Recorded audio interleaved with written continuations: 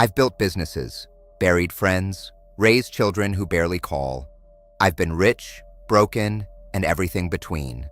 And if you asked me at 30 what the secret to life was, I would have been dead wrong. It took me 70 years to learn one single thing. I was born in 1954. My father worked in a factory, 6 days a week. Same boots, same lunch pail, same front door at 6:15 every evening. He never complained. That was the lesson he taught without words. Keep your head down and work. So I did. By 25, I had a plan. By 35, I had a business. By 45, I had the house, the accounts, the title on the door. And I remember sitting at my desk one October morning, looking at everything I had built, and feeling absolutely nothing. Not sadness, not gratitude, nothing. Like eating a meal and not tasting it. I thought something was wrong with me, so I worked harder. My 20s taught me that hustle works. What they didn't tell me is where it's taking you. I worked 80-hour weeks like they were a virtue. I missed dinners, weekends, slow Sunday mornings. My wife, patient beyond reason, would sit across from me at dinner while I was physically present, and mentally somewhere in a spreadsheet. I thought I was building a life. I was actually just building a resume nobody asked for. Harvard ran a study on human happiness for 85 years, the longest of its kind ever conducted. They followed men from their 20s all the way into old age and asked one question in 1,000 different ways. What actually made a good life? The answer wasn't wealth, wasn't achievement, wasn't status. It was the quality of their relationships, every time, without exception. I didn't know that at 25. Nobody told me. Or maybe they did, and I wasn't listening. Which, as you'll see, is the whole point. My 30s taught me that winning feels good. What they didn't tell me is that it stops feeling like anything after a while.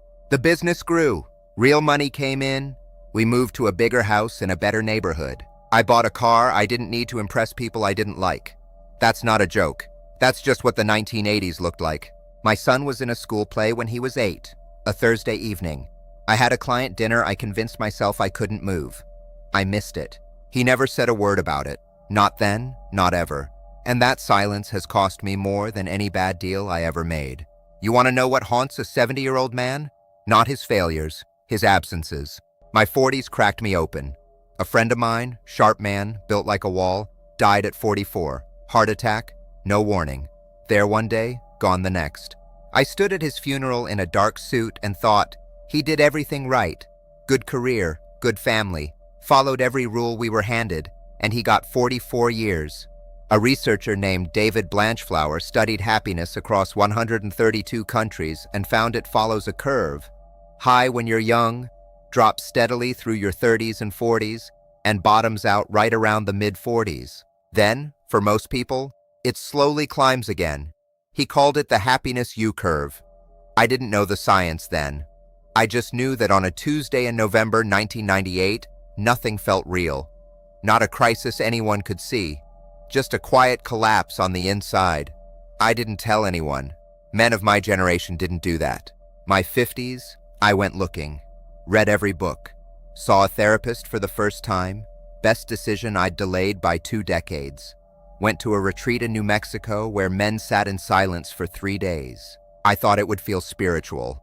Mostly it just felt uncomfortable, but something loosened. The children left home, one by one, and the house went quiet in a way that is louder than any noise I've ever heard. You spend 20 years wanting 5 minutes of peace and quiet, then you get it, and it's devastating. I started asking a different question. Not what do I want to achieve, but what have I actually been present for? The answer was hard to sit with. My 60s gave me the lesson, though I didn't recognize it yet. My wife got sick. Nothing I could fix, nothing I could negotiate, nothing I could outwork. For the first time in 40 years, I had nowhere to be but there. Hospital chairs, long corridors, machines that beep at 3 a.m. I sat with her every day and did nothing useful, just sat there. And something strange happened in that helplessness. The noise in my head went quiet. The mental rehearsing of future conversations, the replaying of old arguments, the constant background hum of what's next. It stopped. Because there was only now. There was only her. She recovered. And in her recovery, quietly, without ceremony. Something in me recovered too. 3 years ago, on an ordinary morning, I was sitting at the kitchen table with my grandson. He was 7. He was eating cereal. He wasn't doing anything remarkable. He was just there, completely, entirely, 100% present with his cereal. And I stopped. Something about the light through the window, the sound of the spoon, the complete absence of any agenda on his face. I sat there watching him and I thought, this is it. This has always been it. I just couldn't see it because I was always somewhere else in my head. Here is the lesson, the one thing. After 70 years, not your productivity, not your ambition, not your net worth or your title or your legacy, your attention, where you actually point the focus of your living, waking mind, that is where your life happens. Everything else is just waiting rooms. William James, the Harvard psychologist, writing in 1890, 135 years ago, said this: "The faculty of voluntarily bringing back a wandering attention over and over again is the very root of judgment, character, and will. One of the greatest minds in American history identified it as the foundation of everything, and we still haven't listened." Nobel Prize winner Daniel Kahneman spent his career studying how humans experience their lives. He found that people consistently overestimate how much future achievements will improve how they feel, and consistently underestimate the value of ordinary present moments. We are, as a species, structurally oriented, away from the only place life actually occurs. Now, I want to be careful here, because this is where it gets easy to say the wrong thing. This is not about putting down your phone. That's too easy, too convenient. A screen is not what stole my life from me. What stole my life was my own mind, my ambition, my anxiety, my ego, the endless internal monologue that was always somewhere other than where my body was standing. I was at my son's baseball games, mentally drafting a proposal. I was at my wedding anniversary dinner, worried about a meeting on Monday. I was there, but never there. Every single regret I carry is a story of misplaced attention, and every good memory, the few that I can still feel in my body, not just recall in my head, every one of them is a moment I was fully present, fully there. That's not a coincidence. That's the mechanism. If I could sit across from you at 30 or 25 or 40, wherever you are, I wouldn't tell you to work less. Work matters. Ambition isn't the villain. I'd tell you this: be where you are while you're there. The meeting will end. The deal will close or it won't. The money will come or it won't. But your daughter is only 4 years old today. Once. Your mother is only the age she is right now. Once. This conversation, whatever is happening in your life at this exact moment, is happening once. Stop auditing your life while you're living it. That's what I did for 60 years. I was always standing slightly outside my own experience, evaluating it, measuring it against some future version that would finally be good enough.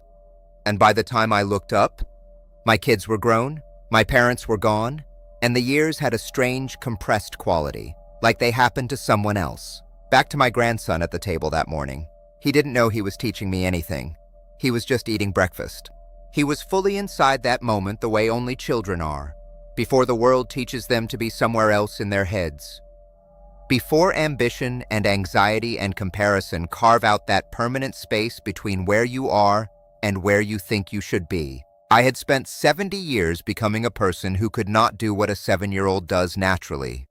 I have been practicing since then, not meditating, though there's nothing wrong with that. Just noticing when I leave, noticing when I'm physically in a room but mentally somewhere else, and coming back. That's it. That's the whole practice. Come back. It sounds almost embarrassingly simple for a lesson that took 7 decades. But simple and easy are not the same thing. And I think most of us know this lesson somewhere. We've heard versions of it 100 times. The problem is we hear it and say, yes, yes, presence, I know, and then immediately go back to living in our heads. Knowing and doing are separated by the widest distance in human experience. I am 70 years old. I have less runway ahead than behind. And I am, for the first time in my life, not constantly somewhere else. Not always rushing toward a version of things that doesn't exist yet. Not mentally living in futures that may never arrive. I am here, imperfectly, inconsistently, but here. It is not too late for me, and it is certainly not too late for you.